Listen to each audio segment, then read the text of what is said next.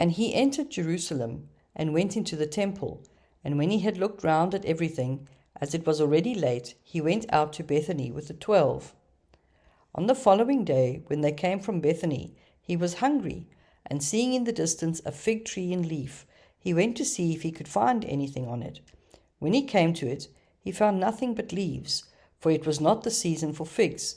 And he said to it, May no one ever eat fruit from you again. And his disciples heard it. And they came to Jerusalem, and he entered the temple, and began to drive out those who sold and those who bought in the temple. And he overturned the tables of the money changers, and the seats of those who sold pigeons, and he would not allow anyone to carry anything through the temple. And he taught and said to them, Is it not written, My house shall be called a house of prayer for all the nations? But you have made it a den of robbers. And the chief priests and the scribes heard it, and sought a way to destroy him, for they feared him, because all the multitude was astonished at his teaching. And when evening came, they went out of the city. As they passed by in the morning, they saw the fig tree withered away to its roots. And Peter remembered, and said to him, Master, look, the fig tree which you cursed has withered. And Jesus answered them, Have faith in God. Truly I say to you, whoever says to this mountain, Be taken up and cast into the sea, and does not doubt in his heart, but believes that what he says will come to pass, it will be done for him. Therefore I tell you, whatever you ask in prayer, believe that you receive it, and you will. And whenever you stand praying, forgive, if you have anything against anyone, so that your Father also, who is in heaven, may forgive you your trespasses. The Venerable Bede comments on this passage.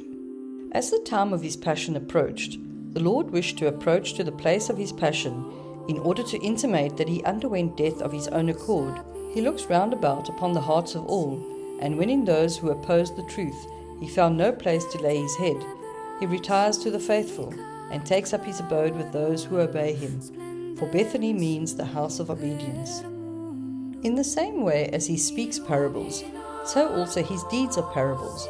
Therefore he comes hungry to seek fruit off the fig tree, and though he knew the time of figs was not yet, he condemns it to perpetual barrenness. Desiring the salvation of mankind, he saw the fig tree, which is the Jewish people, having leaves, or the words of the law and the prophets, and he sought upon it the fruit of good works, by teaching them, by rebuking them, by working miracles, and he found it not, and therefore condemned it. You too, unless you want to be condemned by Christ in the judgment, beware of being a barren tree, but rather offer to Christ the fruit of piety which he requires. What the Lord had done in figure, when he cursed the barren fig tree, he now shows more openly, by casting out the wicked from the temple. For the fig tree was not in fault, in not having fruit before its time, but the priests were blamable. If then the Lord forbids men to carry on in the temple worldly matters, which they might freely do anywhere else, how much more do they deserve a greater portion of the anger of heaven, who carry on in the temple consecrated to him those things which are unlawful, wherever they may be done? He who has perfect faith, which works by love, can by his prayer or even his command remove spiritual mountains. But let those who are unable to mount up to such a height of perfection pray that their sins should be forgiven them, and they shall obtain what they pray for, provided that they themselves first forgive those who have sinned against them. For more commentaries and to learn more about the lives of the Fathers and the saints of the day, go to journeywiththefathers.com.